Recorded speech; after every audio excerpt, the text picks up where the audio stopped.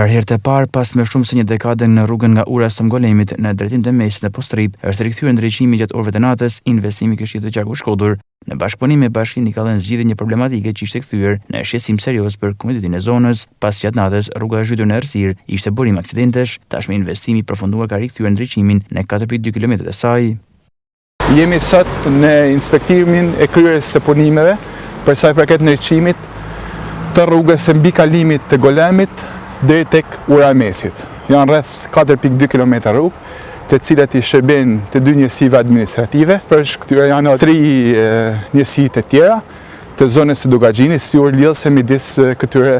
njësive administrative. Ky është një investim i cili nikon drejt për drejt në jetën e banorëve të këtyre 2 njësive administrative, sepse më përpara kena pas rrezikshmëri të lartë për sa i përket aksidenteve të hershme që janë bë në këtë aks rrugor. Kemi një apel dhe thirrje të veçantë për sa i përket banorëve këtyre zonave në ruajtjen e këtij investimi, sepse është një investim i cili besoj është në parametra shumë të mirë. Ky investim në bashkëpunim me Këshillin e Qarkut u realizua në një kohë shumë të shpejtë, rekord mes 2 institucioneve, me punonjësit e bashkisë patjetër në shërbim dhe me orare të zgjatura në mënyrë që të vënë këtë investim në punë sa më shpejt dhe në pak të festave të kishim